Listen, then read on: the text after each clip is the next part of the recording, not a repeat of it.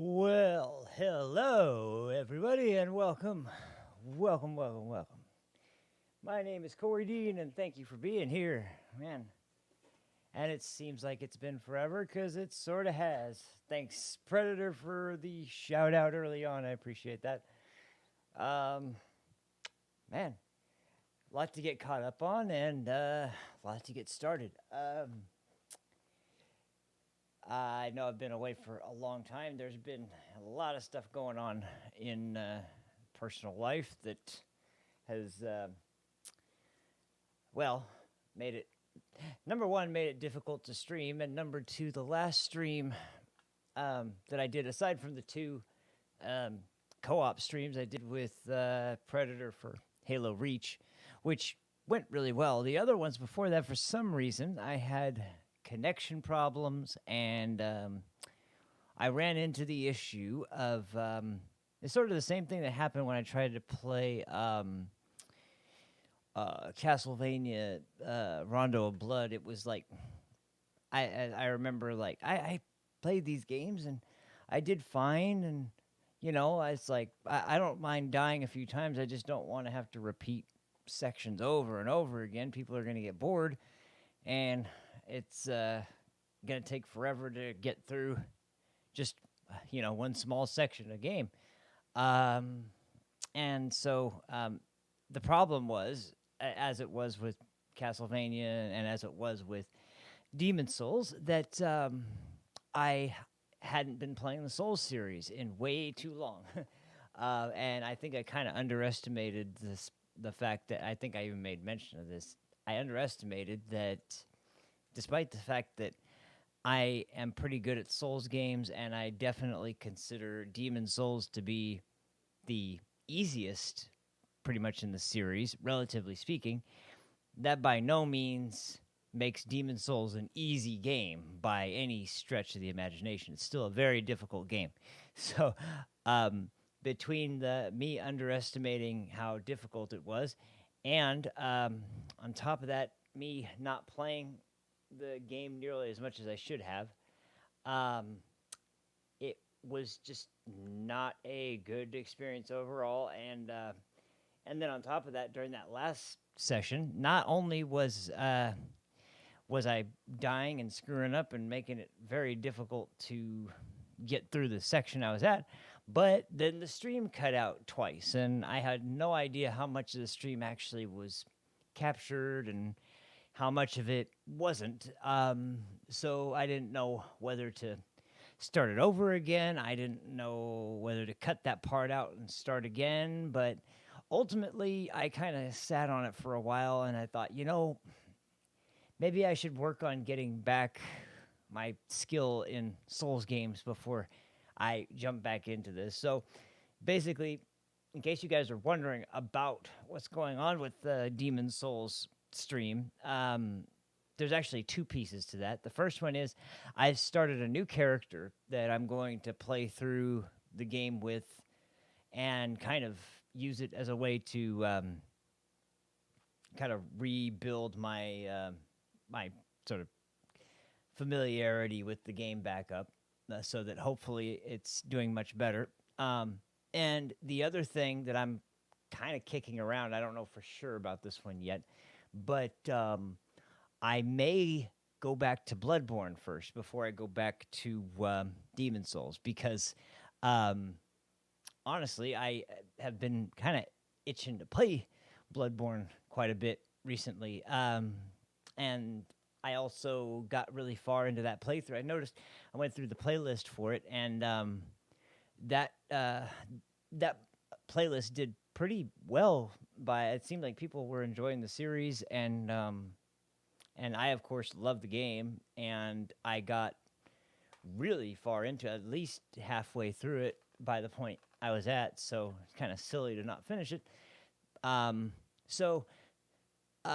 I may go back to that first and then go to Demon Souls, but we'll see how it goes. But for now, with that out of the way, before either of those games, I decided to do a different game because I've been, number one, I knew I wanted to do a horror game really bad, and I was just trying to figure out which one. There's quite a few candidates, but this one was one that was always kind of high up on the requests list. Number one, and number two, I would say this this franchise, along with Amnesia and Soma from Frictional Games. These are my favorite horror games, like hands down for sure. Especially in terms of storyline, and that goes for Soma in particular too. Amnesia is good as well, but it's more of a great horror experience.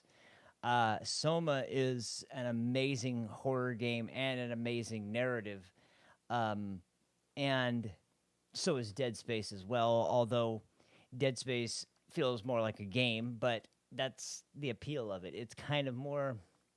I think Dead Space sort of, at least Dead Space 1 and 2 in particular, kind of was the best transition from the old horror games to new horror games, going from the sort of Silent Hill, Resident Evil era to the Resident Evil 4 through 6, and then, the modern horror era before the first-person horror, sort of indie horror games started taking off. And the reason is because they blended the third-person gameplay really well. They still kept the aspect of you're not a powerful character by any stretch, but through desperation, through clever use of what you're given, and through your character's personal specific talent skills, or set of talents, I guess. Talent skills, that was a weird way to put it. Anyway, considering your character's talents, which in this case he's an engineer, he's able to just keep pushing forward. And I love the way they made that work in this sci-fi setting. I loved what they did with a sort of group of enemies that what they're aspiring to. It's not just zombies in space. It's not just some strange alien.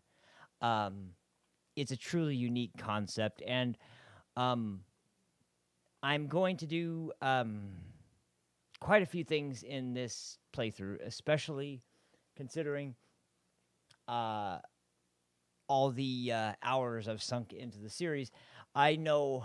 And on top of that, I've seen both the animated Dead Space movies, which were filler, which, yeah, they were kind of crappy, but the stories are pretty interesting in the context of the overarching story of the whole series.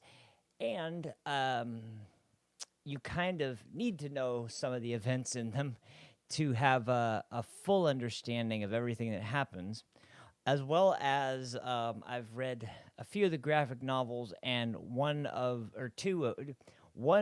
full novel and one other novel I didn't finish, but I read the majority of it and know most of it. But essentially, with the entire universe that was behind Dead Space, there is a hell of a narrative there. And so what I want to do is, as the title mentions, this is my first time attempting a lore through, because I love the story of Dead Space, and not a lot of people know everything about the story because it's in different mediums, excuse me, and aside from the fact that I kind of share the belief, I think this is a Red Letter Media sort of original quote, but I'm sure maybe not original, but they were the people that kind of were really known well for it. Oh, nice. I've been using PCSX2 for. I actually am planning a playthrough of of a game from well, I'll save that for later. But there is something interesting I'm thinking of playing for from the PS2, so I'll just leave it at that for now. But anyway, so let's get back to Dead Space. But yeah, just to follow up what you were saying, man, PCSX two is doing very well, as is the original PCSX. It's looking really good with the right plugins. Its emulation has gotten really good lately. Anyway, so Dead Space. Going back to what I was saying, since I've read the books, a couple of the books, and since I've read a lot of the graphic novels, and I've seen both of the animated movies, and I know the stories of all three games and their DLCs for the games that had DLC, I am very familiar with the storyline to a point where I think I can really do a very, very comprehensive lore through of this game. And if I knew if I did a lore through, it was going to have to be a game that I really, really enjoyed the story of enough to get into long discussions about it. But I'm going to try to wrap that in with the gameplay as much as possible. But in this first episode, I'm going to have to take the time to set the stage with some notes that are about the sort of origin story of Dead Space. And most of this comes from the novel Martyr, which is one of the Dead Space novels. Came out, oh God, I don't know when it came out. I know it was before Dead Space 3, I believe. But it's a very awesome book, really awesome read, and it's mostly centered around Michael Altman and the formation of the religion of Unitology, which, if you're not familiar with Dead Space at all, we will, of course, get into that. But if you are, this might be pretty interesting to you. So, in any case, let's get started on that history section. So, this is the history of the Dead Space world. And now bear in mind, Dead Space 1 takes place in, I believe, the year 2308. And the story of Martyr takes place almost 100 years before that, a little under 100 years before that. It's in the early 23rd century, so I think it's 2212 or 2213, something like that. But anyway, so let's go over this. So in that early 23rd century, there's a discovery made where there's several anomalies that are reported along coastal towns surrounding the southern area of the Gulf of Mexico. And it's discovered that the anomalies seem to be focused around a crater that was discovered at the ocean floor in the Gulf of Mexico. Now, just for your information, this crater actually exists, and in real life, not in game sense, this is actually theorized as the crater for the meteorite that hit Earth and caused the dinosaur extinction. That's just a little fun side fact to this, but anyway, so to get back to the story,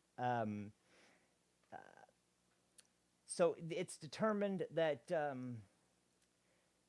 these occurrences are beginning right now, but it doesn't really seem to be clear why in the context of the novels, and we'll get into this sort of thing later because I'm trying to kind of give an overview without spoiling anything that's going to come throughout the course of the games, obviously. So anyway, they can't really understand why these things are coming up now, but everyone knows that there's some, not everyone, there's a group of people who are starting to take notice, especially the residents of this area, and it's starting to freak people out because there's some very strange things happening. And it soon catches the attention of a geophysicist who's working somewhere near that area, and that is Michael Altman.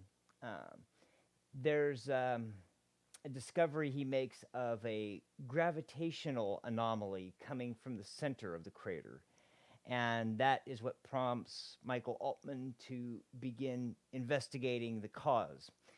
And at the same time, there is a company called Dredger Corp, and they are working in tandem with the U.S. military that is also investigating the area while trying to stay very in the dark to the public about the research going on there.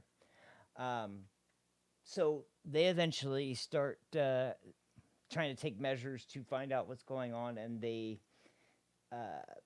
attempt to reach the center of the crater with a submarine. And during the course of the trip, it ends in disaster with the deaths of both the submarine operators and the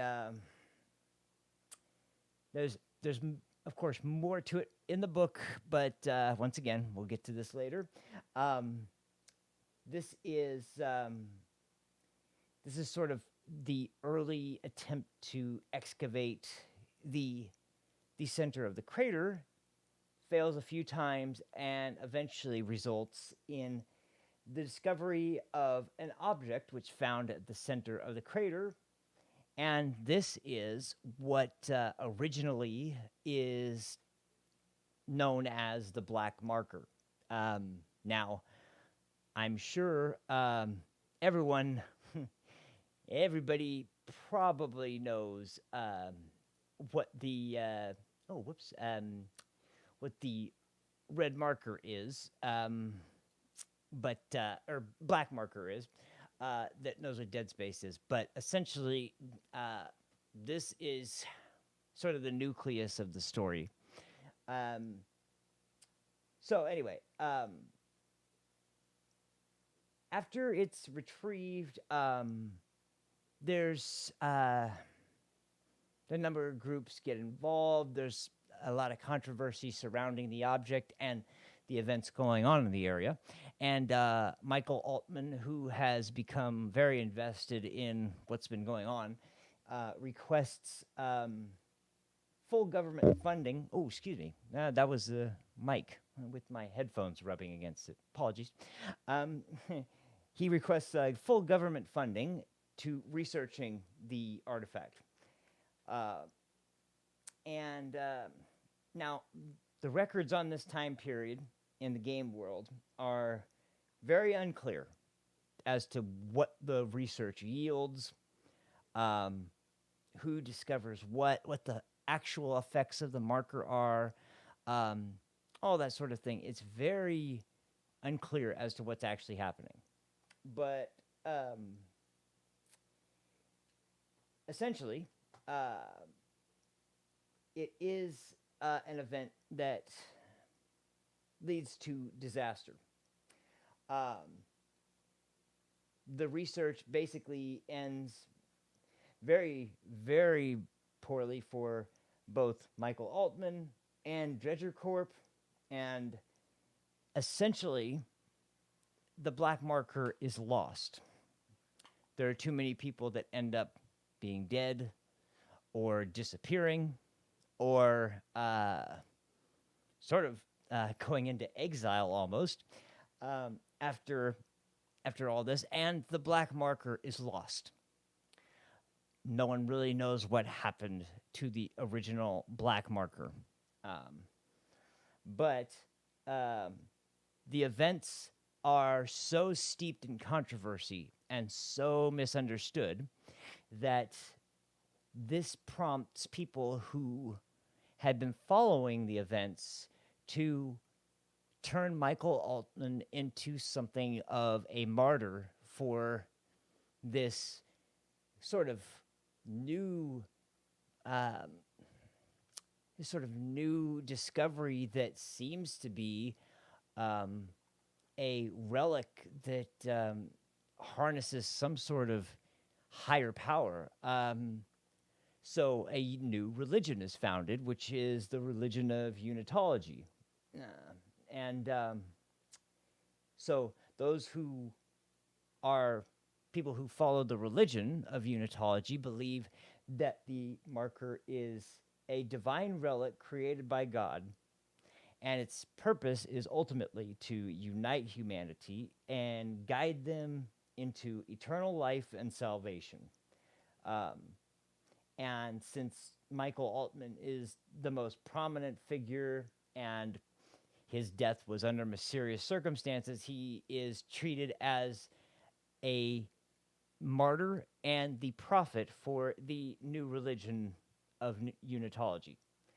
Um, and it becomes, over time, the most prominent religion on the planet because it's at the center of one of the most significant discoveries that was steeped in controversy and very, very unusual. And the facts that were once again released to the public because of Dredger Corp and because of the military were very sketchy and hard to follow. So, in any case, that is how that begins. But in the meantime, the people who are left that were actually researching it and trying to make something out of it begin research into reverse engineering the marker.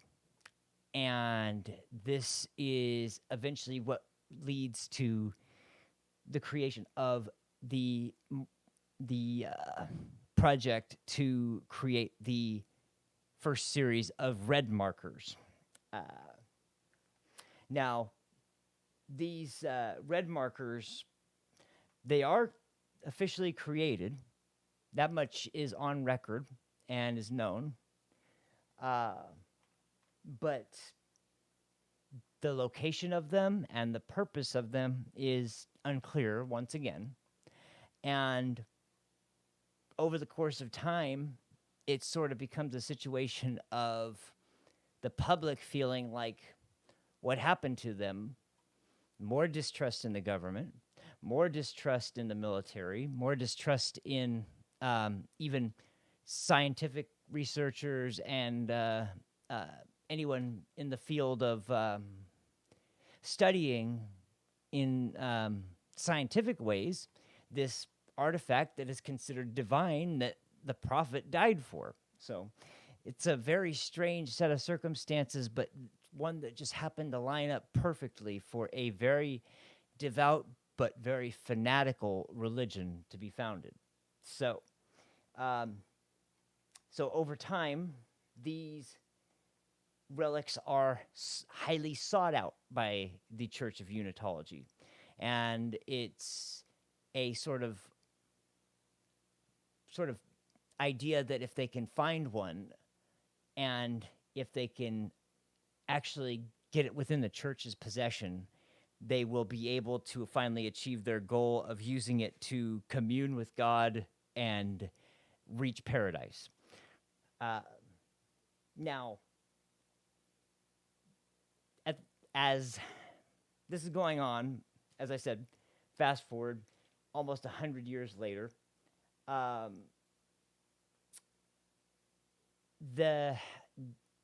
the earth is starting to become uninhabitable.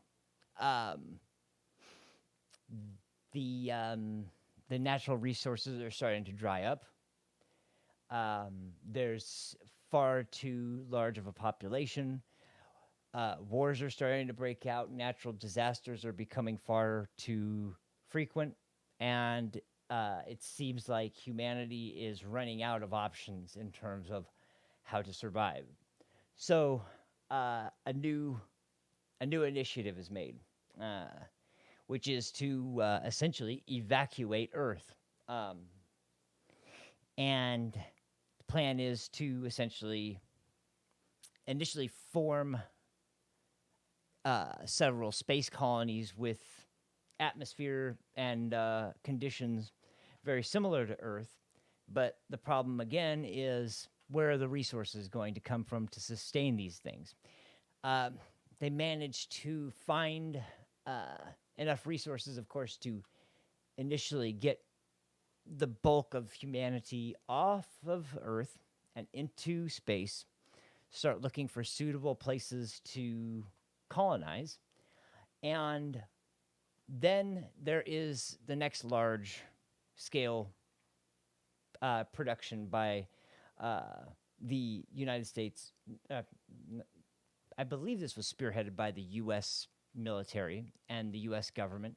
Um, the creation of the Planet Cracker starships, which essentially are very large spacecraft that have the sole purpose of finding worlds that have rich minerals and rich, uh, sort of, they're not necessarily hospitable, but they do have a surface that is littered with all sorts of minerals and resources of all kinds that can be used to, once again, expand humanity's reach into space and potentially start terraforming worlds that are closer to Earth in terms of their atmosphere, their temperature, their environment, and all those sorts of things, so that they could find planets to colonize as well as colonize the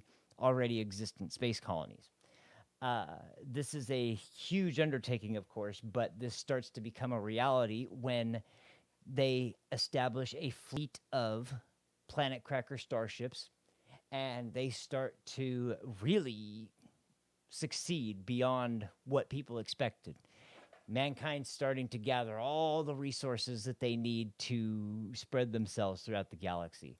And the at the center of this is the USG Ishimura, which is the first and the largest of the Planet Cracker starships, and also probably the most celebrated because it's kind of a representation of humanity's survival, essentially. It's sort of a reminder that no matter what happens, humanity will survive. So this ship is kind of like a symbol to the now sort of spacefaring human race. So anyway, the thing that is becoming prevalent, though, is that unitology is starting to establish itself so deeply that it is influencing a ton of areas of politics, finances, and what is something a lot of people don't know is that there are actually a ton of high-ranking unitologists who are aboard these vessels, who are, of course, looking for the resources, but at the same time also doing their best to find another marker and ultimately attempting to try to fulfill the prophecy that was foreseen by the martyr Michael Altman. And the USG Ishimura, in particular, has one of the most devout and one of the most fanatical members of the church as its captain. So that brings us to Aegis 7. This is a planet that the Ishimura arrives at in the year 2308, and it is also the spacecraft that we are headed to at the very beginning of this game. And so, more or less, without giving away too much information, that is where we're at in the storyline. And I hope you guys have enjoyed the art slide that I've had going in the background. Dead Space has some amazing artwork, and I also wanted to make sure I presented that as well as the storyline for it, because I'm a big fan of Alien. I'm a big fan of Event Horizon. I'm a big fan of 2001: A Space Odyssey. I love science fiction that has a sort of dark twist to it, dark edge to it. But in particular, as you notice, this is a picture of the marker right here. One of the things I know, and I know about this game that is similar to other science fiction that I really like, another thing, Xenogears, they all have what I would call the monolith. Anyone who's seen 2001: A Space Odyssey, you probably know what I'm talking about, but to those of you who don't, the monolith is sort of this reoccurring object. It doesn't always look the same, mind you, of course, but it's always very similar in terms of it being a large rock or heavy stone structure that essentially is at the heart of some sort of human progression, or is the catalyst for human evolution in some way, shape, or form. To anyone who's seen 2001: A Space Odyssey, I'm sure the scene with the apes and primeval man comes to mind, where they discover this big black stone, and that's the monolith in that game, or in that movie, excuse me. There is something akin to it in Xenogears called the Zohar. In this series, it's the marker. It's this object that is discovered. It is not of this world, could be of alien design, could be of from a design that is so higher above human comprehension that you have no idea where it could have possibly come from. But there is most definitely a strong connection to it from everyone who comes into contact with it, or everyone who is exposed to it in any way. So that's just something that this game shares, once again, with, all of my favorite sorts of science fiction media. So anyway, that brings you guys up to date, and so let's get started. Dead Space 1. Now, I am planning on, hopefully, playing through the entire trilogy, with maybe a few other things peppered in. I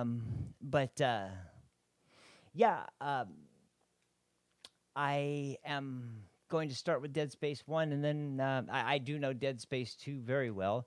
Dead Space 3 has a co-op mode, which hopefully I can find somebody to play it with. But if I can't, I'll play it solo, whatever. But I have finished all the games, of course, like I said, all the DLC. But I haven't played it in a while, so this will be a fun treat for me, as this is a classic favorite of mine. So once again, thank you guys for being here. I really appreciate it, and we are going to get started right now. So without further ado, let's get started on Dead Space.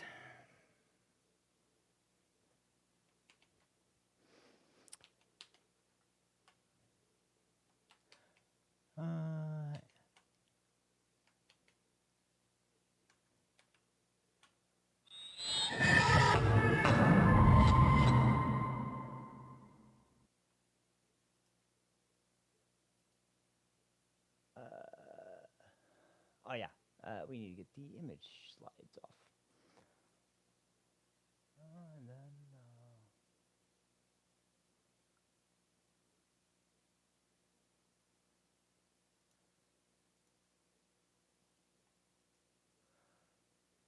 hey, sorry, haven't done this in a while. Okay, I think we're good.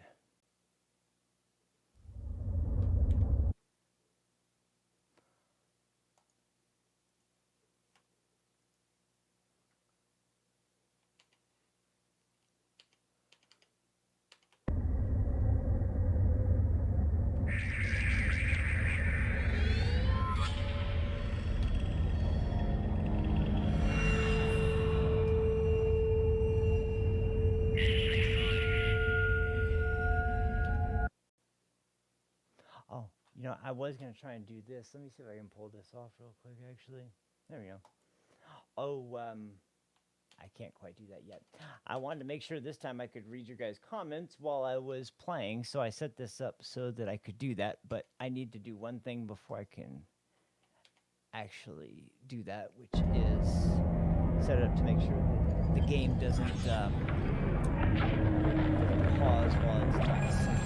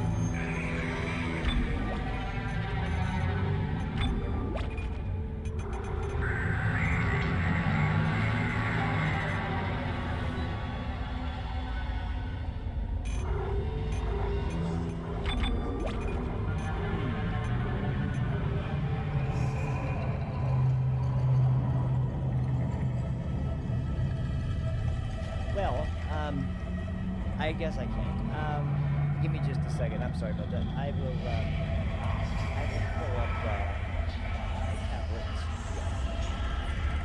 Just make sure I don't miss anything from anybody. Sorry about that, guys.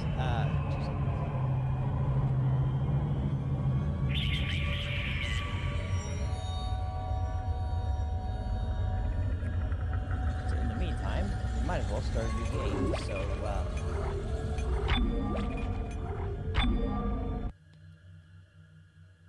okay. So, I won't say anything until we get the show on the road. So,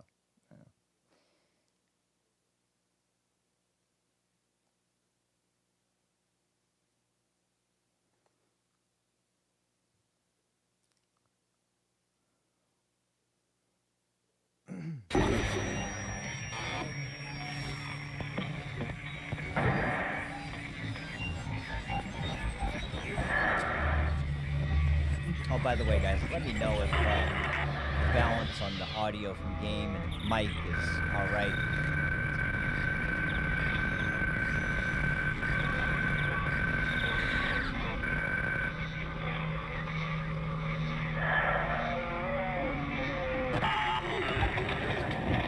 Isaac, it's me.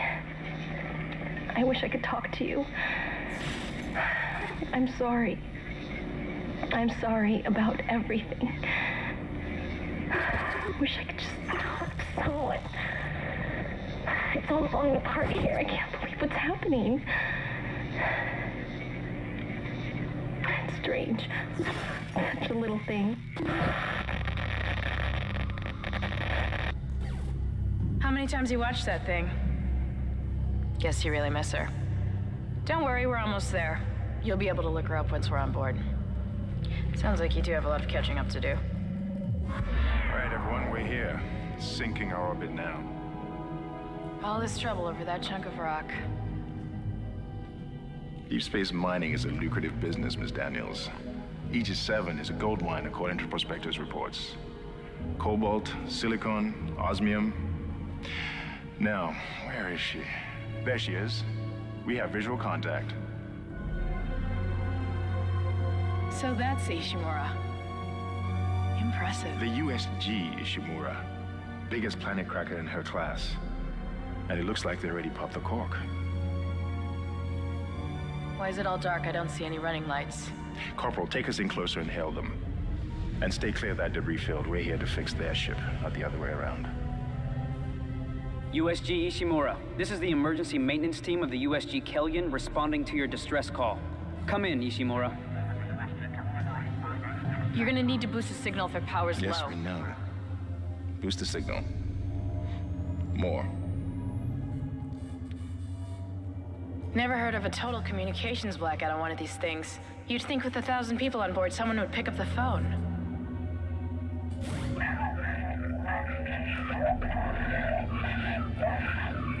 What is that? It's a busted array like we thought. Sounds like they're having problems with their encoder. You get us down there and Isaac and I can fix it. 48 hours max. All right, you heard the lady. Take us in. Let's see what needs fixing. Gravity tethers engaged. Automatic docking procedures a go. What the hell? Sir, the auto dock. What is it? We're off track. We're gonna hit the hull. Hit the blast shields. Their guidance tether's damaged. Switch to manual, now. Inside the magnetic field? Are you insane? Abort! No! We can make it inside. Corporal, gave you an order. The field's too strong.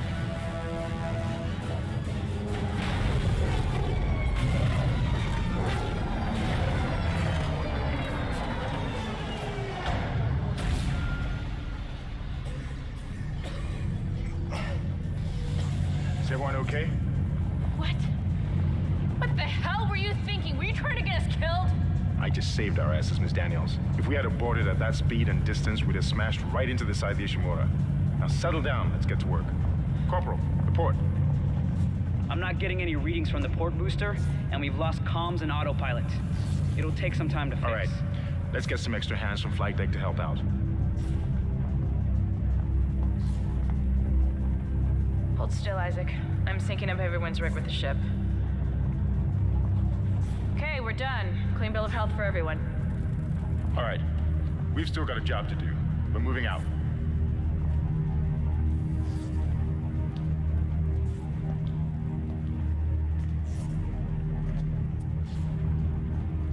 Right. There he is, the man himself. Mr. Isaac Clarke. So, this is the ship that I was mentioning, the USG Ishimura. For some reason, all kinds of trouble.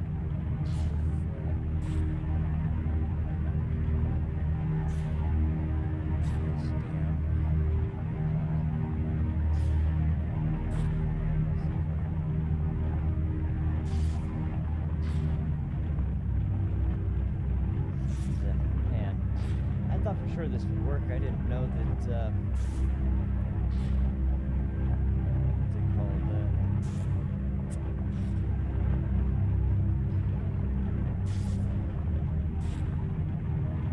Screw it, I'll get out there. Sorry again. I had no idea that, the game would not let you,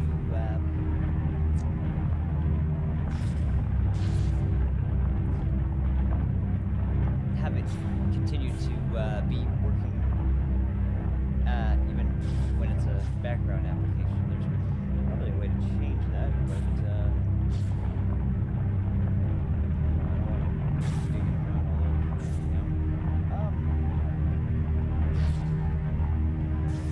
I hated doing this last time because I couldn't respond to you guys, and it made me feel a little disappointed, but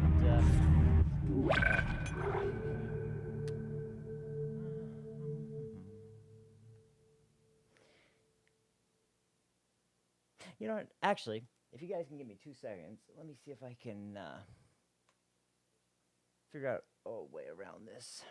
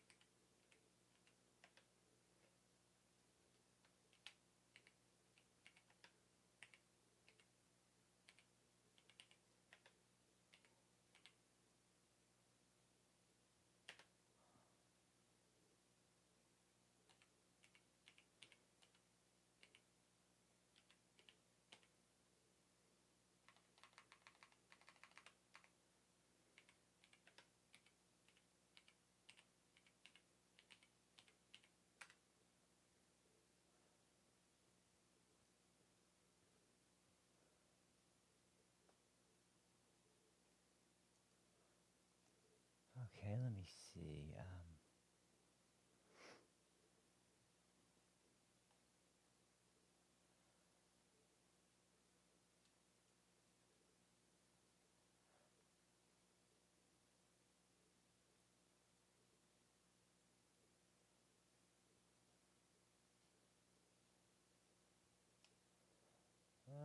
Hmm.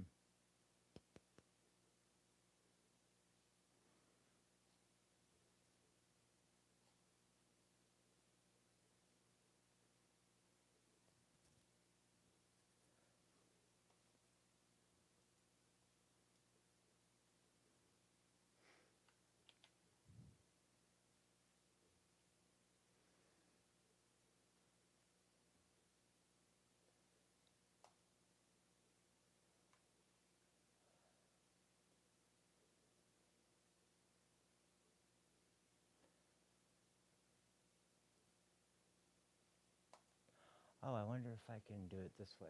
Maybe this will work. Let's see. If this doesn't work, I'll just have to avoid contacting again, and I'll have to get to your guys' messages when I take a break. But oh,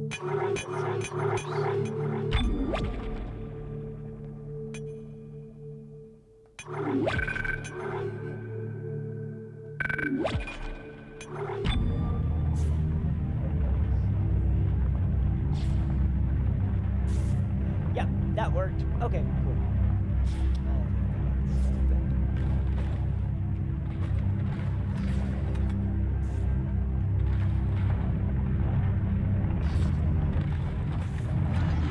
Use run to move quickly.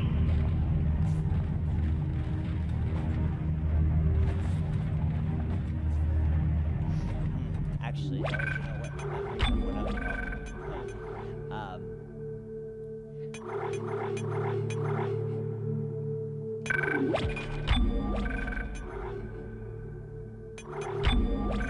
I can't have that fast of a hertz refresh rate if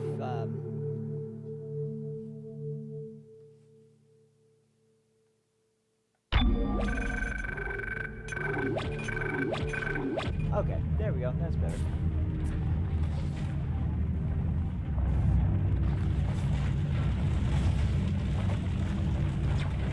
Okay. All right. Sorry about that, guys, but You didn't lose power to the port booster. You lost the port booster. Unbelievable.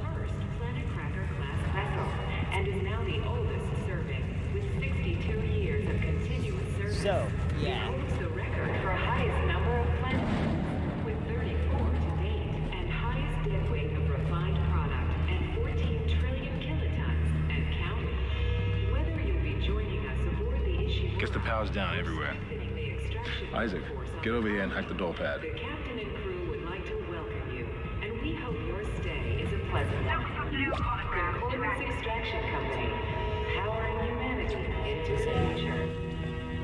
Anyway, so this is the titular character. Well, not the titular character.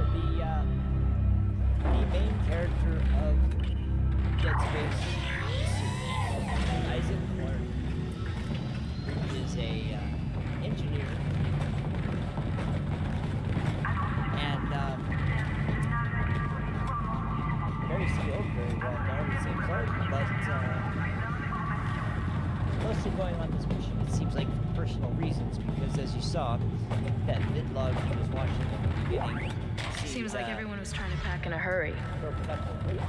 There should be a security detail in here. Yeah? Well, there's not. There's nobody here. I can't pick up any broadcasts. The security console's still live. Isaac, log in and see what you can find. Kendra, get that elevator back online. Power's dead. I can't. Then reroute the damn power. I love that guy. Look, if we all cooperate, we can figure this out a lot sooner. Let's get that computer display up, Isaac. Will do, sir. Use the locator system to find your next objective. is also one of the cool aspects of this game. You ever wonder where to go? Well, you just do that. You know exactly where to go. This makes navigation a lot easier. Of course, it doesn't really make the game a lot easier, but it does make it easier. Anyway, so as I was saying, Isaac seems to be on this mission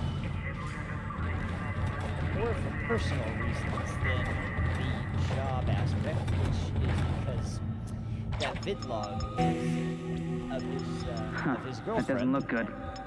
She's taken a lot of damage. The tram system's offline. Getting around's gonna be difficult. Air seems to be flowing again. That's a start. Here we go. What the hell was that? Automatic quarantine must have tripped when the filtration system restarted. Everybody relax. What was that? Not sure. What the hell? I don't know. Something's in the room with us. Jesus! There we go.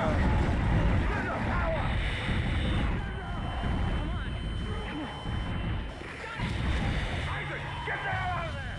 The door's unlocked. Run! There's our first glimpse of what we're going to be Run, dealing Isaac! with. Get the hell out of there!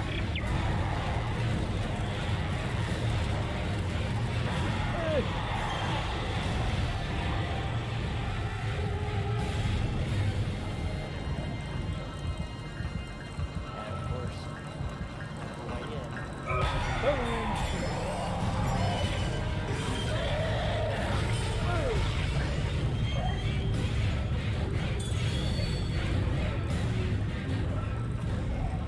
So, that is our first glimpse of Necroverse, which is what they are at this point, or what they're doing here, but do get some understanding as to why the ship is down. And this message is of course, Shoot a list of enemies for extra damage. Use melee to knock back an enemy for a quicker hit. This is actually a point that was very heavily marketed in terms of when this game came out. It was a major part of the commercials and the selling of concept was. Seems like a horror game with a sort of zombie-esque sort of enemy, right? Well, what do you know about zombies? Well, they don't die. You gotta shoot them in the head or they don't die. Well, this kind of concept is back up.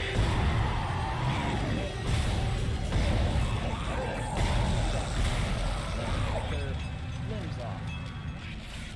And that's how you do extra damage. Because they can just keep moving no matter what you do. So, of course, conventional military weaponry, which is made to be small, precision-based weapons, it isn't effective unless it's we're talking about a mini gun, since we're using it as a sort of saw blade. But that was another aspect of this game that made it so awesome was the like this is actually a weapon. This is a weapon.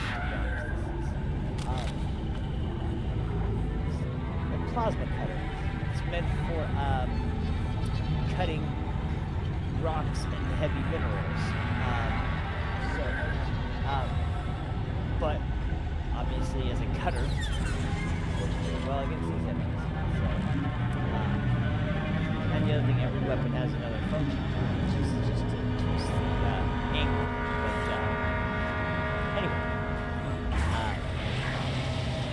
so now we know that not only is the ship in trouble, but We know that there is a very aggressive and very hostile threat on board. That most definitely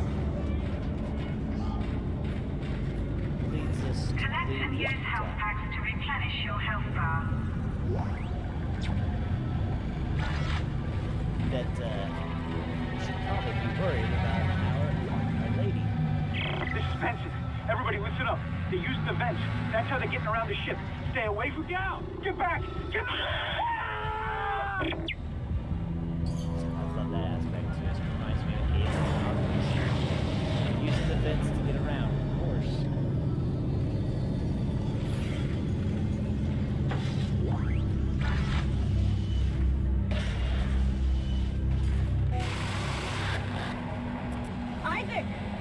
Isaac! God, I can't believe you made it. There they are.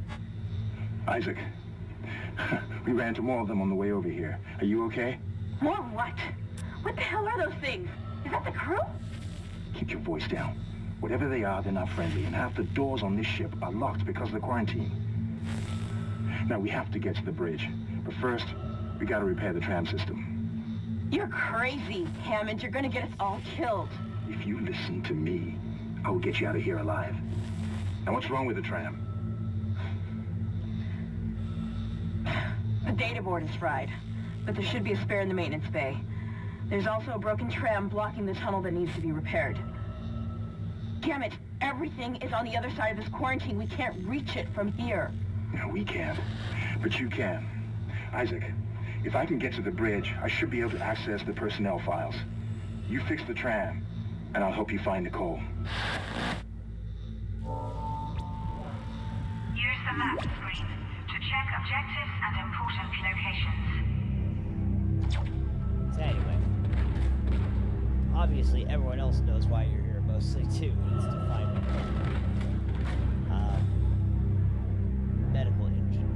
medical staff. But of course, and this is confirmed later on in the series, but it just doesn't understand it now. Isaac was very supportive and extremely excited to hear that Nicole had been assigned to the Ishimura, this really well-known, incredibly well-respected and long-running planet cracker. So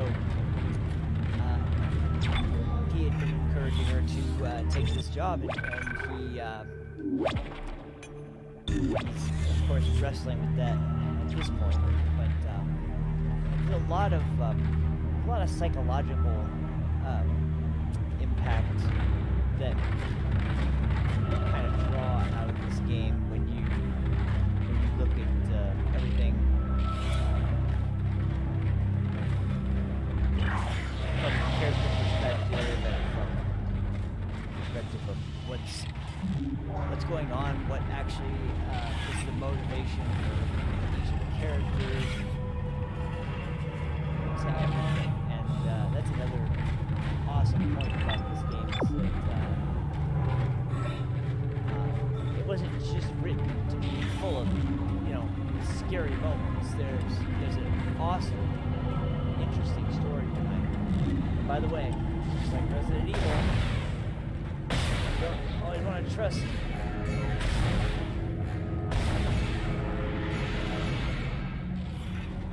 a downed enemy. And by the way, if you want to get extra items, sometimes you gotta stomp these bastards. Oh, he's not dead yet. So he's playing dead once, and then he's playing dead once. You're a dirty bastard.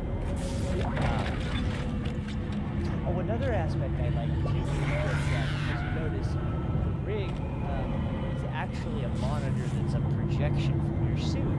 And so it's sort of like the developers of Amnesia discussed something similar to this, which was trying to remove as many things that kind of look gamey or feel gamey as much as possible. I know that's not a word, but just to kind of remind you that you're playing a game. This isn't just a menu screen. This is a map that he's bringing up as a hologram from his suit. And since it's science fiction, it makes sense that he's able to do that. And navigate through his inventory and all that kind of stuff. So, man, I got a ton of health potions right there. But, anyway, yeah, I love the way they integrated that, and a lot more examples of things like that as we go along, but they actually, that was kind of one of the more principal design. That one gets me every time. Nothing's there, but just drops. Isaac, be careful. Shooting them in the body didn't seem to work. Go for the limbs. Dismember them. That should do the job. Conserve ammo by dismembering enemy limbs and doing extra damage.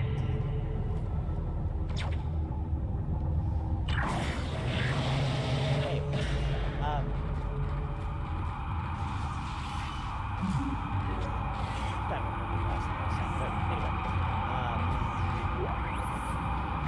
point is,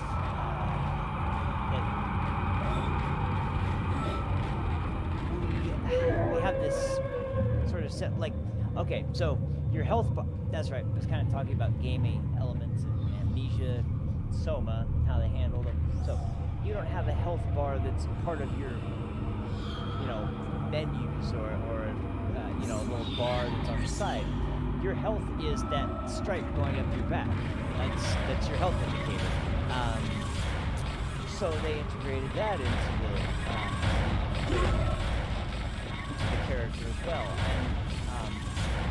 and I really like how they do that.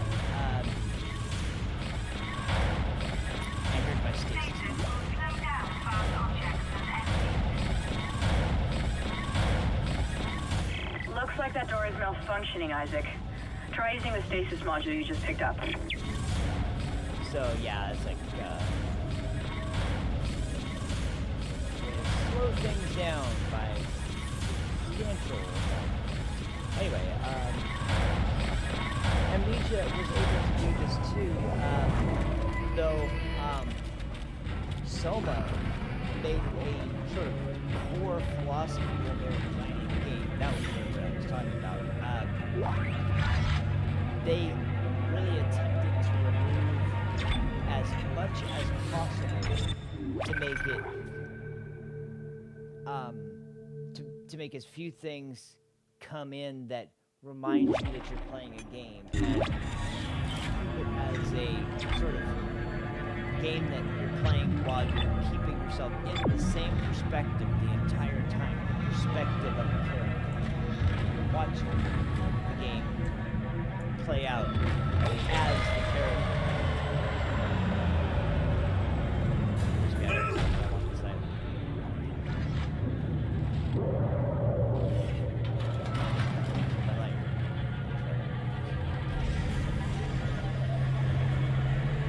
Just the ambient sounds, the ship, it's so well done. And the architecture of the ship, I love it because it's not heavy. Your stasis module should be able to help you with that arm mechanism. Even if you were to, look at this place as if it was, not in the middle of a, in the middle of a downfall, basically. The design overall of the architecture is not, like an alien on their mining vessel. It's a very different ship. It looks so much more clean and sterile, except for the areas that are specifically dedicated to, the more dirty work.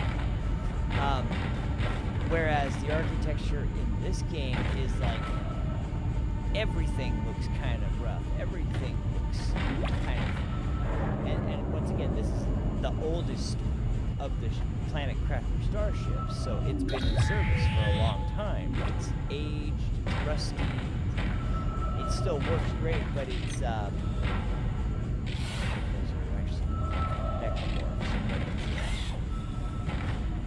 Almost positive that we're gonna get some.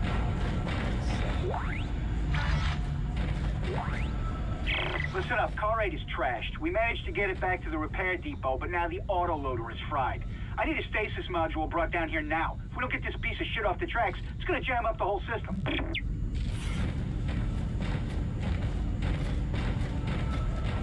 Oh, there we go. Yeah. Yeah, just managed to cut an arm off. That so anyway, it's just, I love that sort of, you know, and by the time you get to Dead Space 2, where you get to a colony, it's not really like that. It's a place where people live, and so there's far more areas that are way more well kept, and everything looks way more clean. There are places that even look sort of lively and upbeat, but most definitely not when you get there. That's, anyway,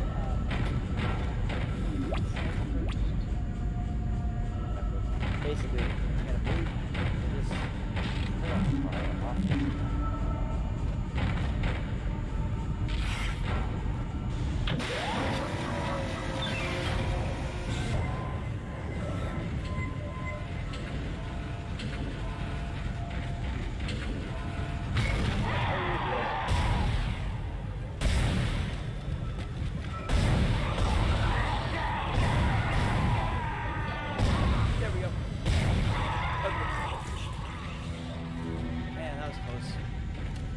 Those things can get some speed too if they really want to.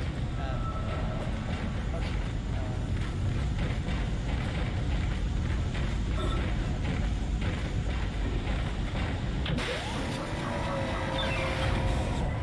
Now, let's get this thing out of here.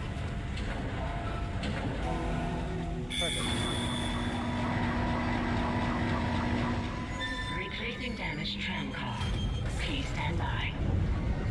There we go. Now we clear the tracks.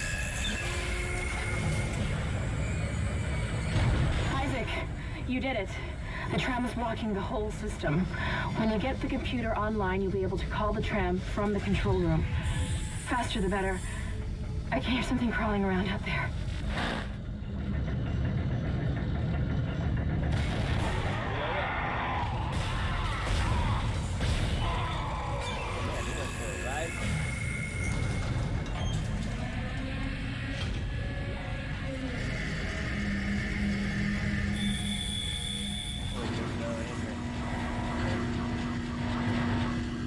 Oh no, I was just waiting for the Tram replacement complete. the process.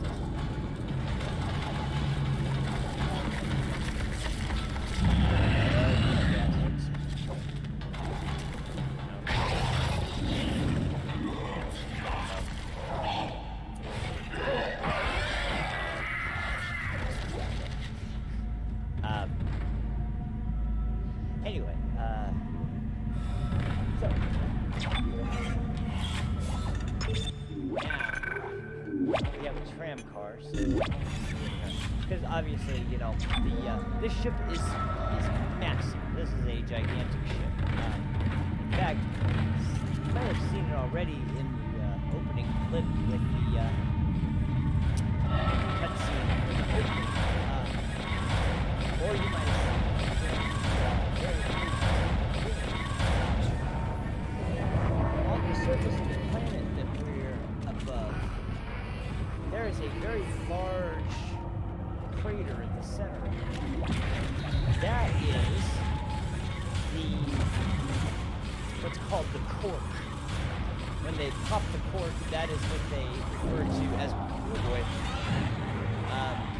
that is what they refer to as the act of planet cracking, because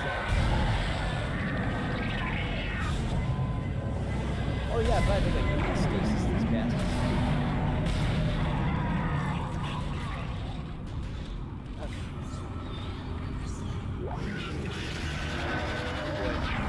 Where's the other one?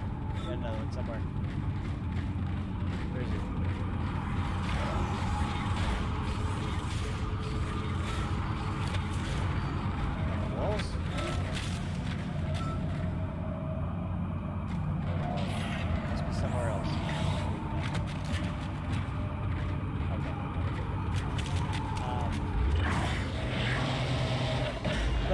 So when you pop the cork, that is when they pull off. Isaac, I've the patched large- into the deck security system. It took some work, but I've got the door to the maintenance bay unlocked. The data board should be somewhere inside.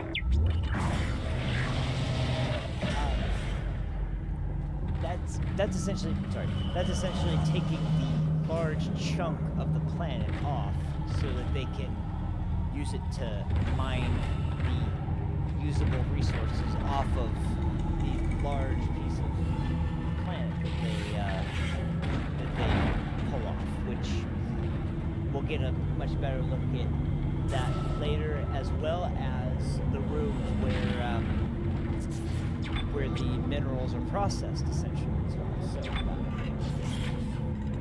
all very awesome sort of ideas for technology. Lots of these are very interesting ideas, and in fact, in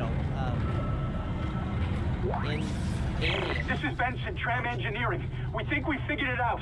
Smith killed one. Listen, forget about shooting him in the body. You gotta cut off the limbs. Grab a cutter, anything like that. Cut him apart. You know, some people complained about this, and it only gets me out for the first game. But, Isaac, you still need to find the data board to the tram computer.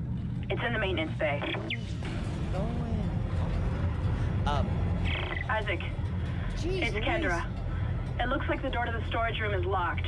There should be a key somewhere in the maintenance bay. Okay, now I can get back to it.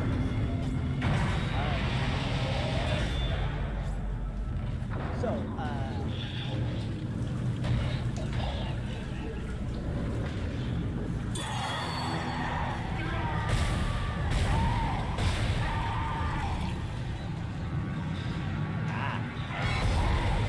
oh, damn, I do that.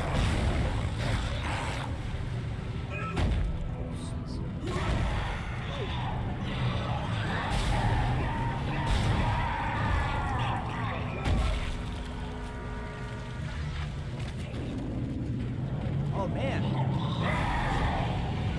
They're all over the place.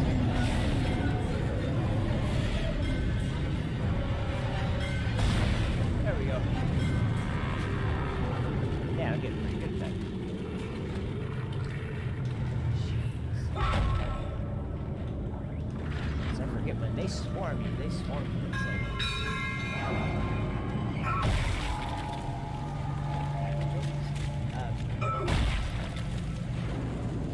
It's swarm of locusts. Not a pack. So anyway, so finally, let me get back to what I was doing. No way. Oh, jeez.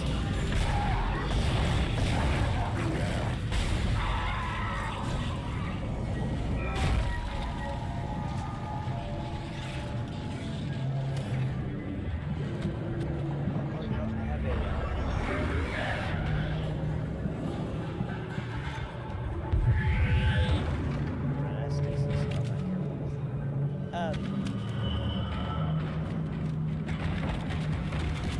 yeah, in the Alien movie, you know, the goal was essentially the same thing. Damn it, then I wasted. The goal was basically the same thing, right? You know, they were a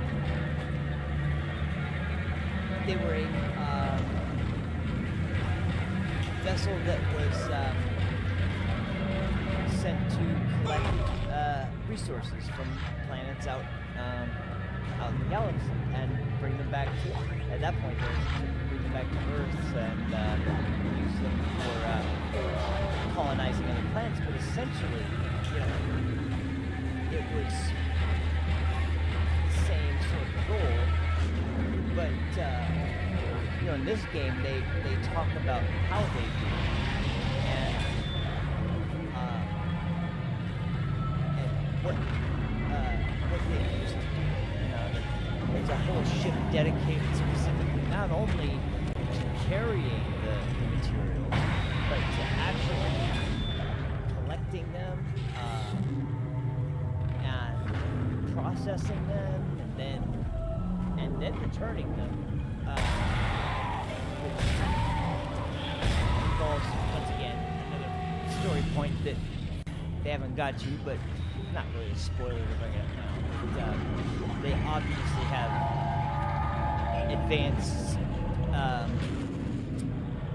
advanced ways to travel beyond just standard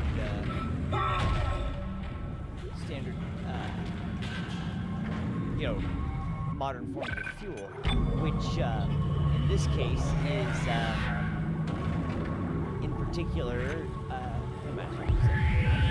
something called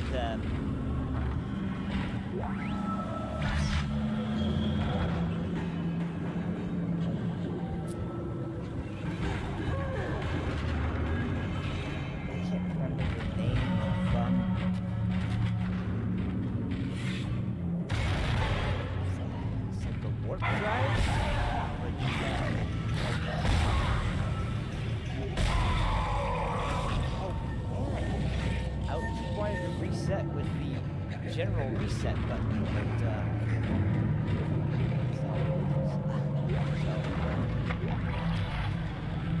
there's the maintenance key.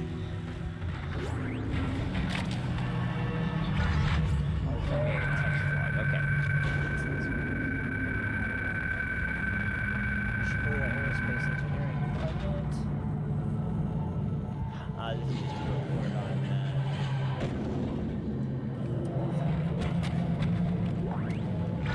status of the ship.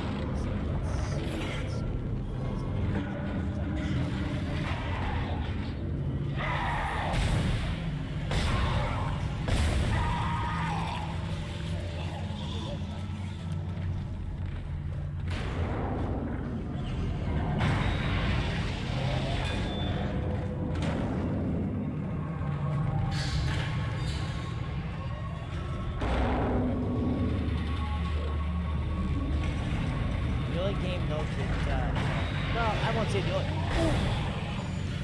There, okay.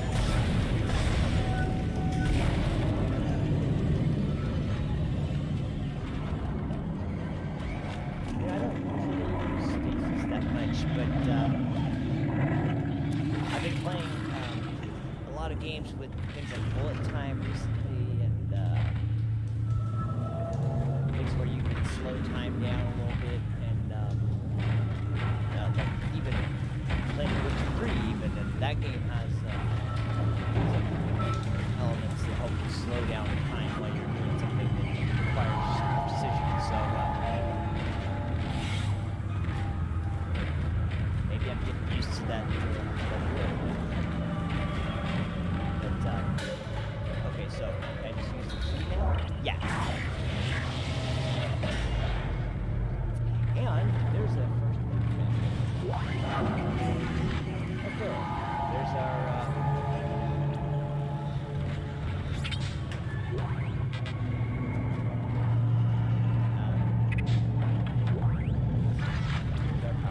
now. Use power nodes to upgrade your weapons and rig. Now this was a awesome sort of function that they didn't carry over into Dead Space 3, even though I know a lot of people didn't like Dead Space 3, and I will say in terms of horror, it's most definitely not nearly as scary as Dead Space 1 or 2, but to me it kind of just reminds me of Resident Evil, not quite Resident Evil 5, but not quite Resident Evil 4 either, somewhere in between the level of action and level of horror, but as opposed to the earlier entries, far more action-oriented than horror-oriented. But this function, the workbench, lets you use the power nodes to upgrade, essentially whatever you want to upgrade, and you have to have the nodes to do it, but they can upgrade all of your functions and all of your weapons from, I think one of the most important things early on, I think, is the capacity for the plasma cutter, because then you can save some ammo by loading it into your gun and thereby saving some space in your inventory by not having to carry around as much. And actually, so I can just get a straight damage. Actually, I don't think it does much.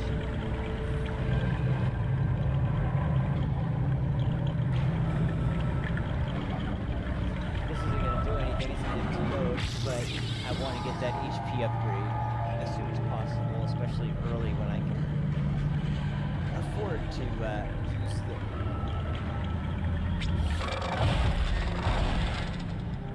use the blank modes to advance.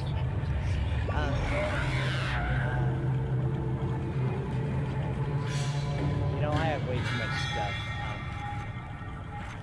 Let me just drop one.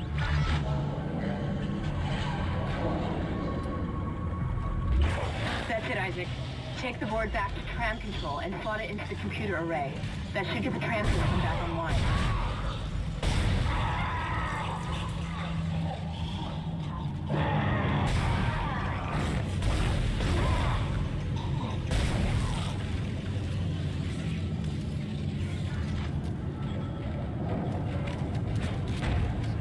Yeah, I'm good at that. You know, I'm just kind of curious. I am, yeah, no, never mind, actually. I was just curious. I was making sure. I haven't seen anybody commenting. I was just making sure that something wrong with setup. So I think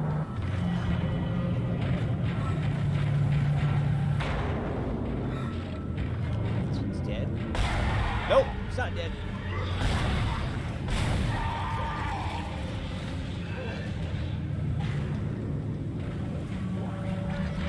So,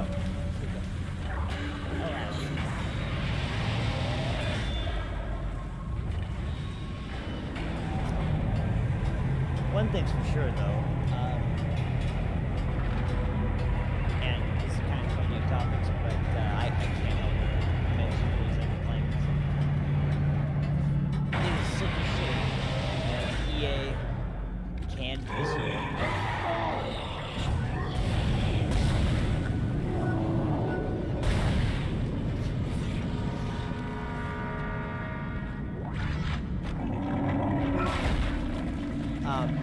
But yeah, it is such a shame and so unfair, really, that EA can't visceral because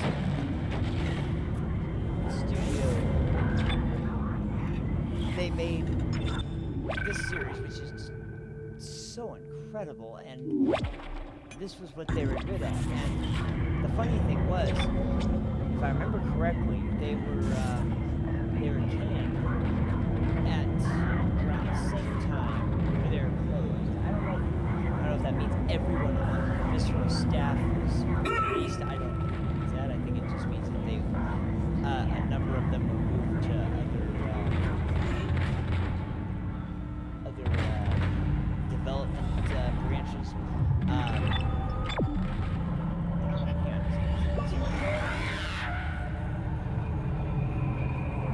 But anyway, yeah, so they do, I have no idea what that's about, but what is that right there?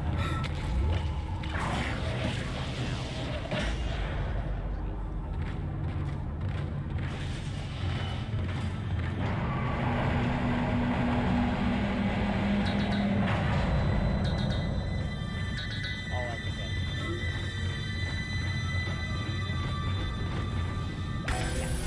Tram control computer now online.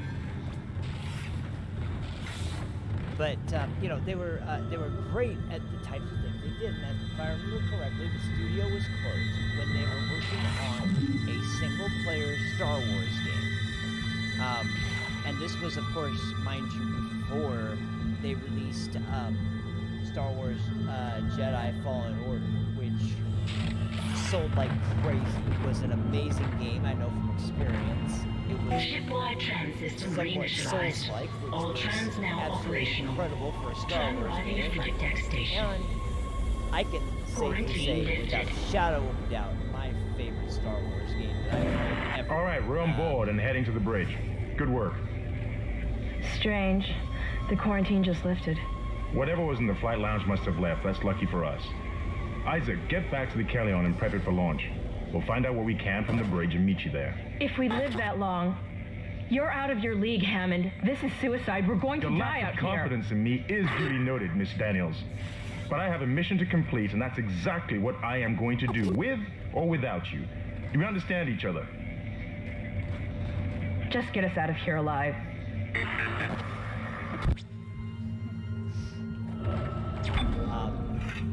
So, gotta go back to our ship and see if I can repair it, but, and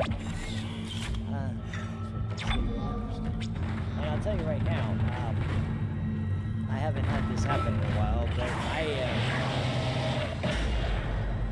am most definitely enjoying the hell out of this playthrough so far, and I can guarantee you, at least for now, I'm quitting with this,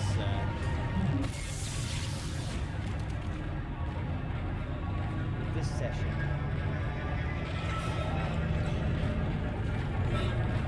Very quickly.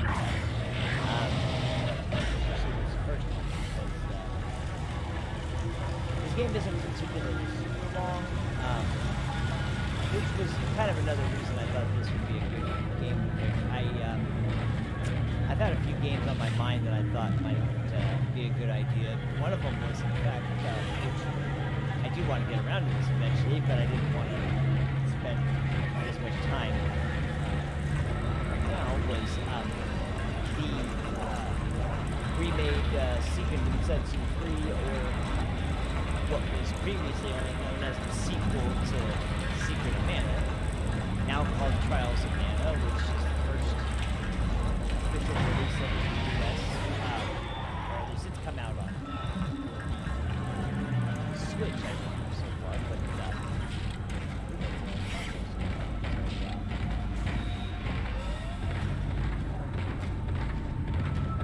so anyway, now that that game is out, and if you guys remember, I did play that game, the Super Nintendo game. Oh boy.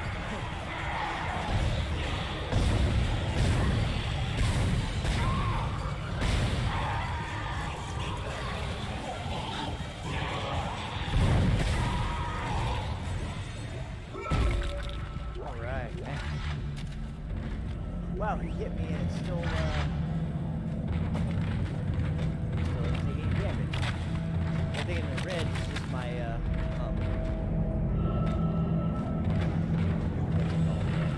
pieces, or not pieces, my stasis.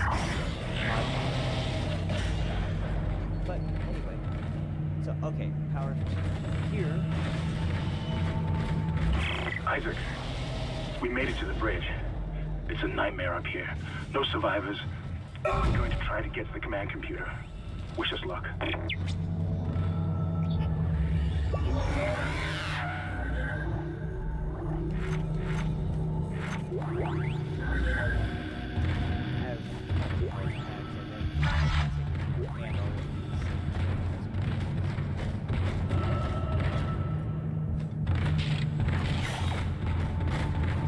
But anyway, like I was saying before, they can visceral right when they're in the beginning of making their single-player Star Wars game. The first EA Star Wars game to come out, long. All they had released for a while, and at that point was the international disaster known as Battlefront 1 and 2, which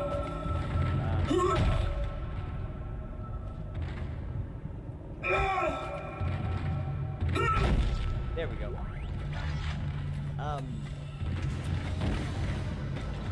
And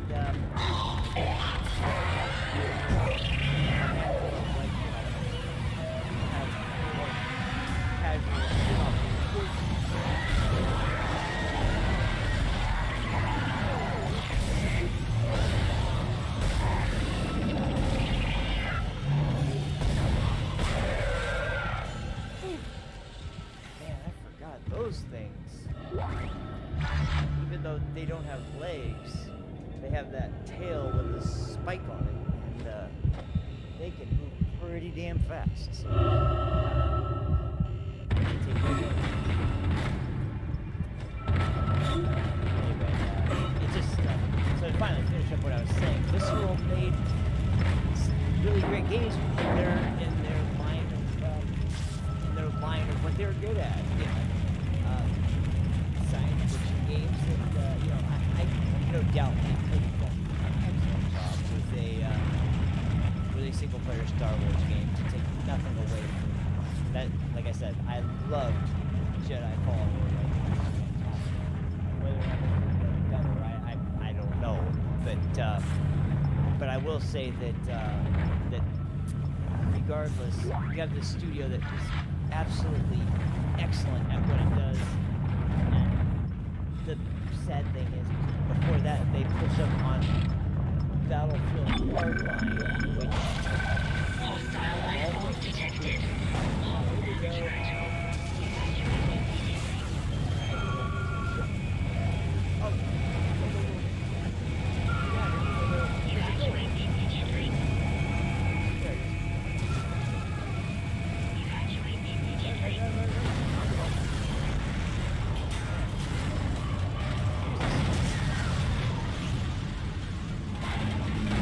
There goes our ship.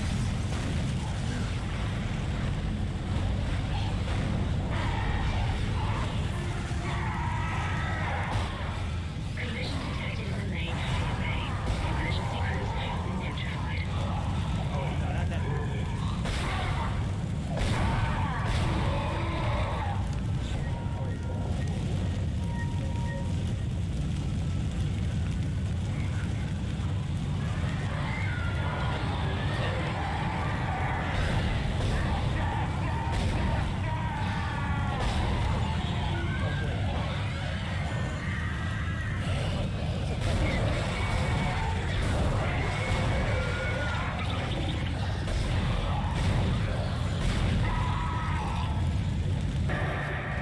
What the hell is happening down there? What happened to the shuttle? That was our ride home. It's the only way off the ship. Kendra, No, Hammond! This changes everything! just let me think. Can you access the command computer? It's no good. There's an executive lockdown of all primary systems. Without the captain's authorization, I can't access them. Well, where's the captain? Here he is. Captain Benjamin Mathias. Location? Mathias. Med lab. Status? Deceased. What? How? I can't access that information. Find the captain and you'll find his rig. With his authorization codes, I can crack this computer wide open. Damn it. Isaac, I'm sending the tram back to your location. Get to the medical deck and find that rig as fast as you can. What was that? Oh.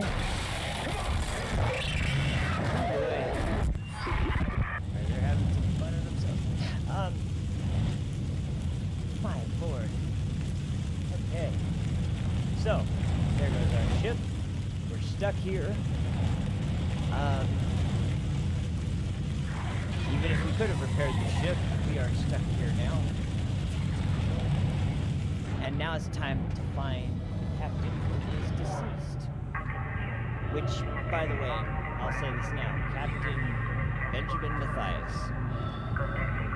A scumbag, and you'll know why I say that eventually, but it's one character that really made some bad ideas.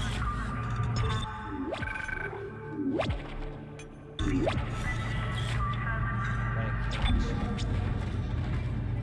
ship running. But I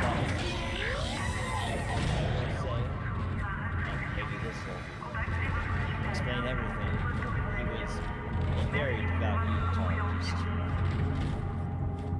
as well as a very high-ranking unitologist.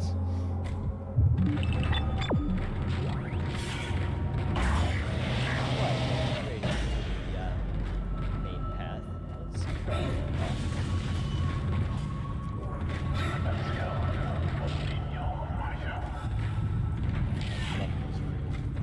like I said, the ambient noise is also great.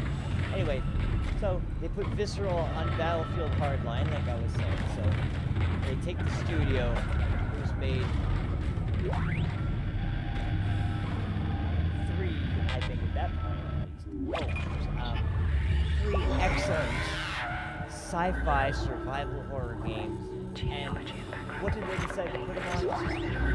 Well, they decided to put them on a game that is in their long-running battle board franchise, which has typically been about war in historical context. Where fight large-scale battles, only this time it was from the perspective of police officers versus criminals. Which studio is in charge of this? In charge of developing that, and everybody knew it was going to be sort of a fairly. Find new weapons and items at the store, and place extra items in the safe. Anyway, everybody knew at best it was going to be pretty bland, forgettable, and at worst it was going to be terrible and unplayable. And it was definitely not that bad, but it was most certainly so mundane and had a handful of fairly negative aspects to it that it most certainly was not a well-received game by any stretch. Oh wow, I have enough for level 2 suit. Perfect. Okay, so one of my favorite parts of the game. Ready to see this part? We're gonna upgrade our suit.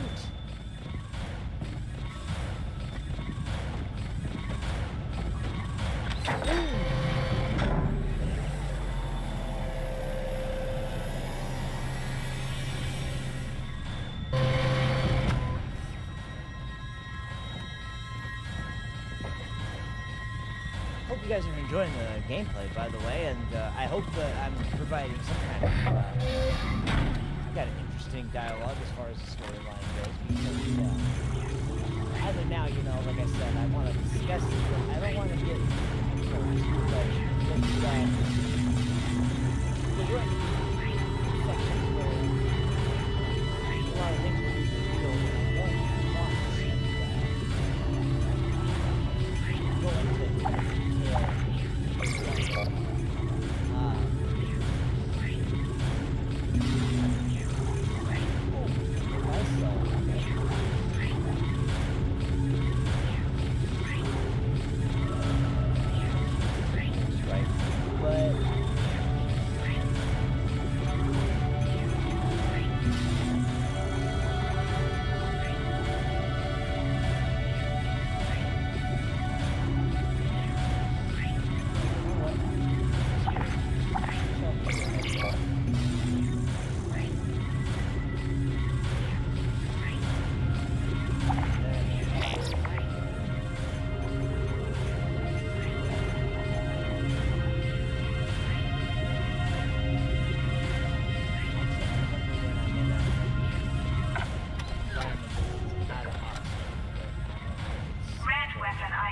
Read your weapon has no ammo in its clip. So anyway, I love this weapon. It's like the plasma cutter, but way bigger. Anyway, I don't have much ammo, so I'm just saving that.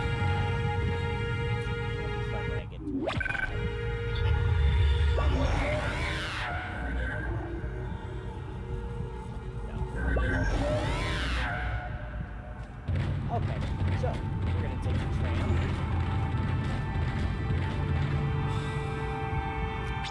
And move on to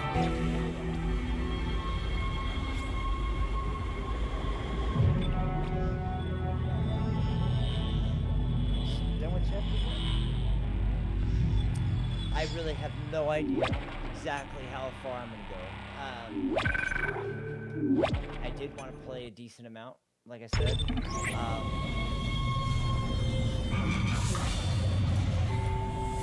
I think I underestimated it a little bit.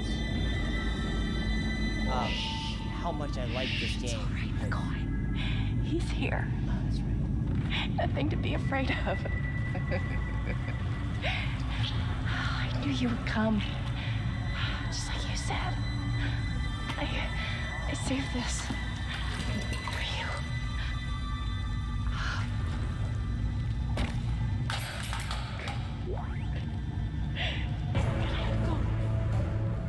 Wow. Clouds to take. Throw objects. Just shut up. Damn. Thank you. I love this game, by the way. This lets you do this. They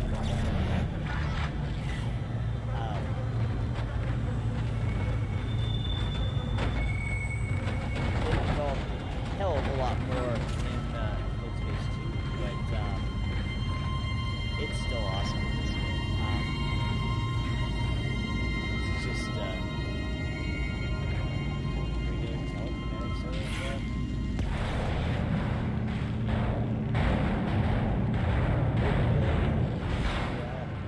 move stuff around. And it's a cool integration of sort of things you would see in a fantasy game with magic. Pick up schematics to add items to the store.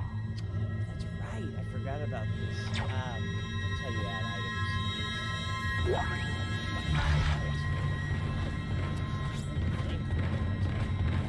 The only reason I'm going to run over here and do this right now is because they actually do take up space in your inventory, and I don't want it to. There we go. In fact, I think now that I'm thinking about it, I don't think I can even get the ammo for the line gun or the pulse rifle until I get the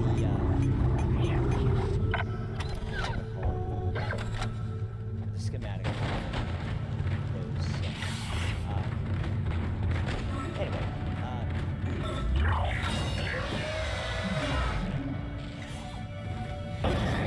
Isaac, are you there? We were attacked. Kendra's gone. 1 minute she was there, and I can't believe I lost her. We can still do this. Get me the captain's rig codes, and we'll find Nicole.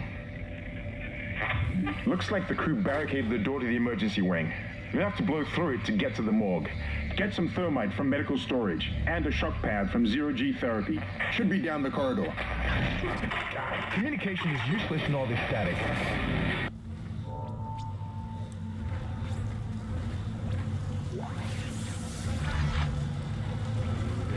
Okay, I did realize it is getting late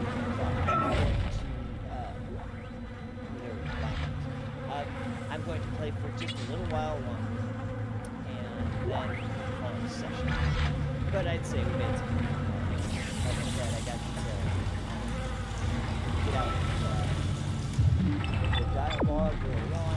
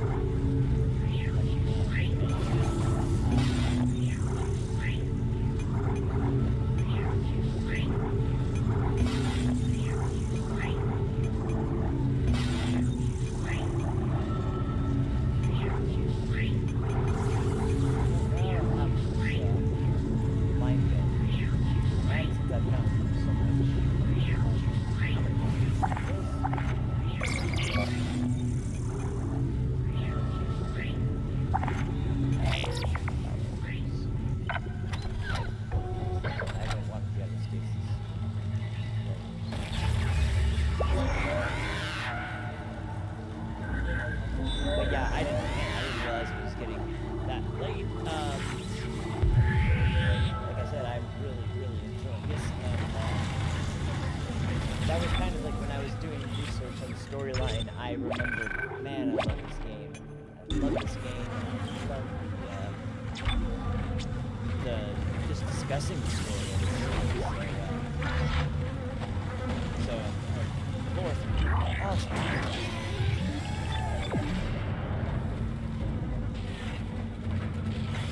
All weapons have an alternate firing mode.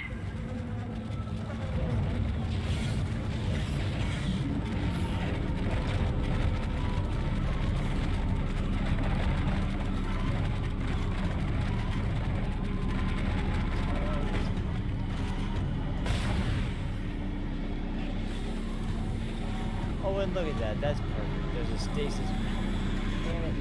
Oh, well. It's just a stack of-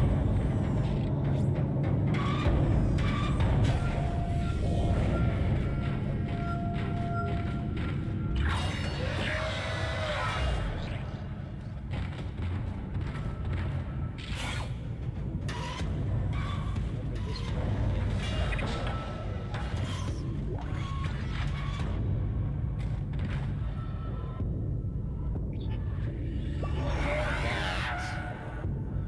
Oh yeah, there's a save point in here. I'll tell you what I'll do. I will work myself through about halfway through this room.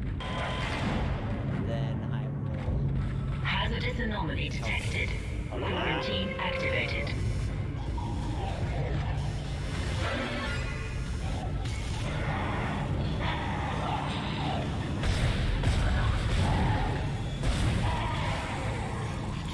Okay, it's time to show you guys what this can do. Oh, I love it.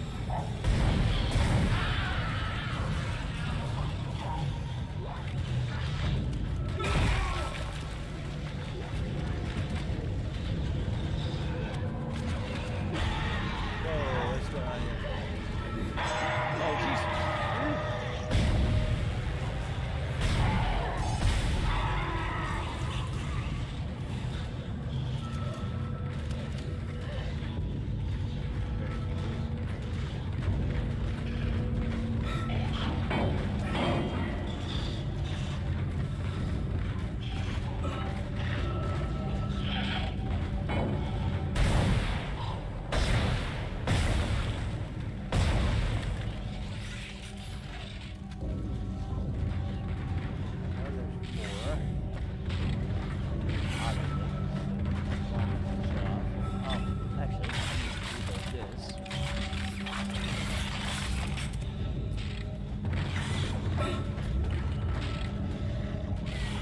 Actually, to be honest with you, I do have some stuff I'm supposed to be doing today, and I am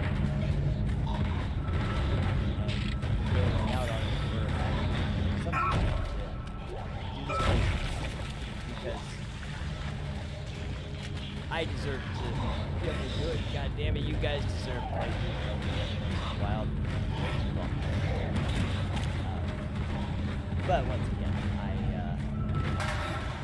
really do appreciate everybody who's been streaming, especially as of late. Be any more random or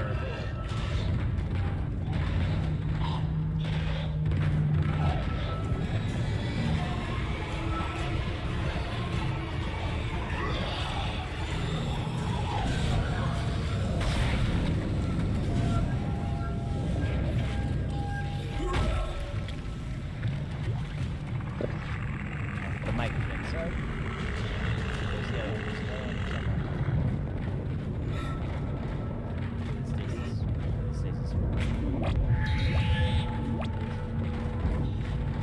There you are.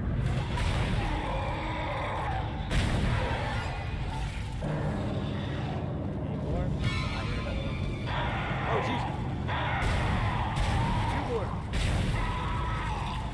Fuck this. Whoa, three more.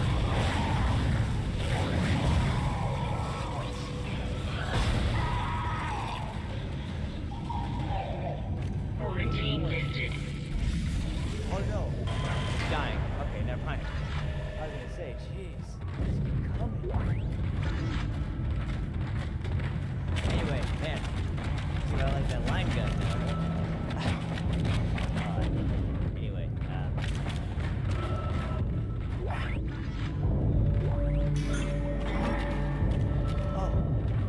I have no idea what I just pushed, but something. I finally convinced Jurgens to show me the video feed from the colony. And what I saw was glorious, breathtaking. Miners undergoing a transformation into something extraordinary. I must know more. Even as the believer within me wants to become one of them, the scientist needs to uncover their secrets. I need to study one of these necromorphs, as Kyne so clinically puts it. I need to witness this infection firsthand. Perhaps that patient from the colony. Okay, so this is the first time we hear from one of these doctors. The doctor is both a scientist, but also one who is clearly devout and a little bit crazy, because he sees this transformation, these things, as divine. Once again, zoologists.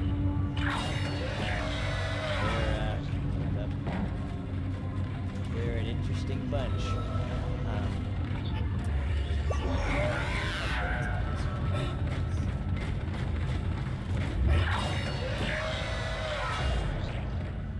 I think this is where, because honestly, like I said, I didn't realize that late, and I didn't realize actually,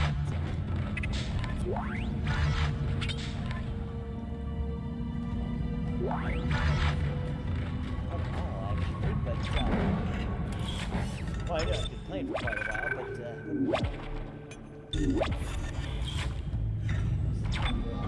we've got logged in so far, and I've made quite a bit of progress, by the way. It's like, as far as actual progress into the game, yeah, an hour and 5 minutes. But this is not including. Okay. Yes. Unfortunately, it is not because of my want, but because I really should call it quits for there. Oh, man. That was a very awesome and fun session, though. Thank you so much for everybody that was watching. I really do appreciate it. I once again, I apologize for the lack of uploads and for not being really dropping off the map. I've dropped off the map to just about everybody, unfortunately, just because of the fact that there's just been way too much stuff going on, and it's been kind of rough. But anyway, the important thing is I am here, and I'm really enjoying this, and I really want to finish this up. I'll try to, I know I was a little all over the place today with the discussion, because this is the beginning and there's so much to talk about, but we're not quite there. So I kind of am trying to find, areas where, yeah, that's cool. No, that's not cool. Shouldn't bring that up. It's fine to bring that up. And so not to the point where I can really discuss all of the lore yet without getting into things that would be a little too early. But, as far as the future goes, from here on out, especially there's a couple of logs in this area, and as we move forward, we'll be able to explore a lot more about unitology and what they think of the marker, and what's going on Aegis 7 and on the Ishimura, and why these creatures are here. So anyway, and for all of those people out there who do know the story of Dead Space but don't know everything about Dead Space as far as like what was in things outside the games, I will be discussing those as well, especially in terms of, well, there's a lot of stuff that happens that is written in graphic novels and books on the colony that's on the actual surface of the planet. I'll go over that a little bit in the next episode, I'm sure. But but I also think another thing to go over will be, once we find out the few things in the next episode, I can go into detail on some of the things I talked about at the very, very beginning. So that'll be awesome and interesting to see. So and interesting to talk about. So thank you guys. I really hope you guys enjoyed this. I am kicking around the idea, like I said, of starting Bloodborne again. And since I was so far along, I have no idea, when I would jump on and how long I'd be able to play, but we'll see how it goes. But in the meantime, if you guys are enjoying this, or I hope you guys are enjoying this, if you guys have any suggestions or any requests or anything you guys want me to clarify, please let me know. And I also seems like I'm forgetting something because there is I will say I haven't been playing oh, yeah, a couple things. I haven't been playing fighting games nearly as much as I was, and it's mostly because I'm not that great at Grand Blue Fantasy Versus. I do like the new Under Night, but it's not really got me super super invested, basically. And I'm kind of more or less waiting for what do you call it? The new Guilty Gear to come out. Really, that's what I'm looking forward to more than anything. So when that comes out, maybe I'll get back onto fighters. But in the meantime, I haven't been. But I have been playing a lot of other multiplayer games, and in particular, multiplayer shooters, whether they be PvP or co-op, but some of a little bit of both. I have Borderlands 3 I've been dying to play. I don't have anybody to play that with. I have been, of course, keeping up with Rainbow Six Siege, which I really do enjoy. One thing that surprised the hell out of me, because I hate Battle Royale games, but I played Apex Legends, and the 3-stack game mode I really, really enjoyed. So there's that, and finally, the last one, I just was thinking about it, and now I forgot what was it? There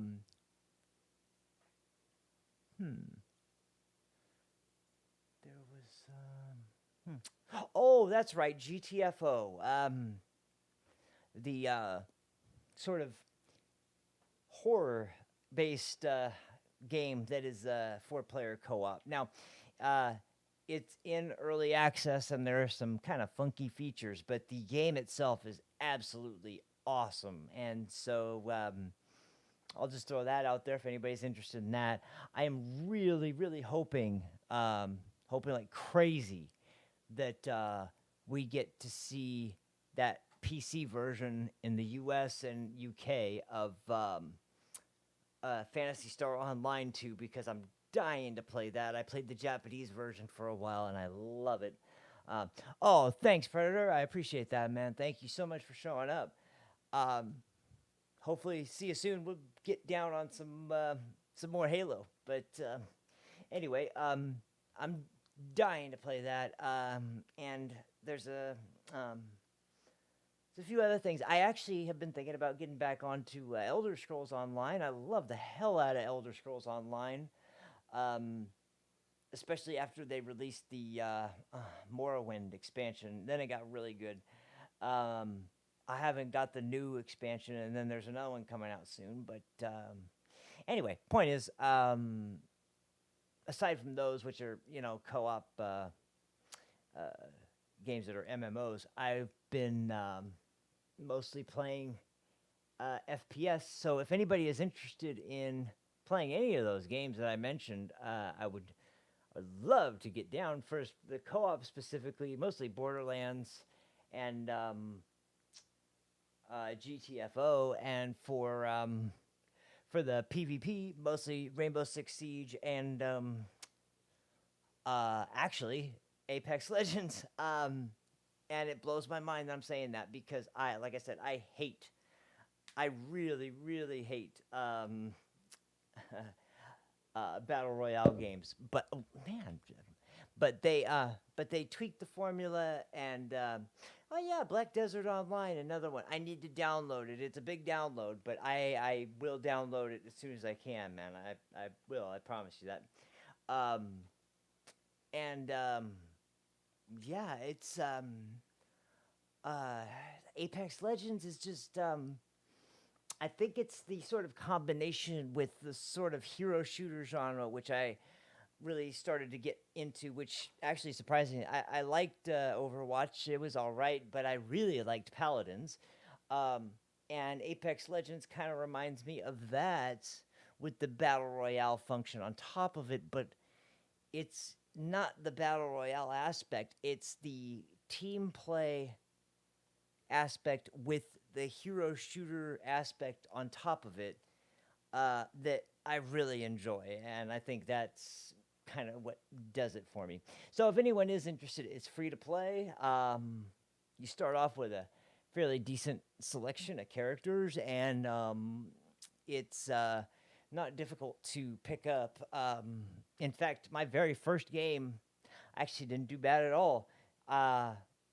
My two other teammates got 2 kills. I got 1, so I wasn't far behind, and we finished 3rd place in the whole game. So that was my very first game. Not too bad, but anyway, with all that aside, that's what I'm getting into. So if anybody's interested in playing any of those, hit me up, and we can catch up on Origin and give that a go. I play all first-person shooters, especially competitive first-person shooters on PC, of course, for mouse and keyboard. But in any case, that's the that's the rundown. So thank you guys again. I really appreciate everybody who comes out and watch. And we will be back with another Dead Space or with another Halo soon, most likely. One of the two. Yeah, thanks again, Predator. I will catch everybody next time. Once again, my name is Corey Dean. Have a good one.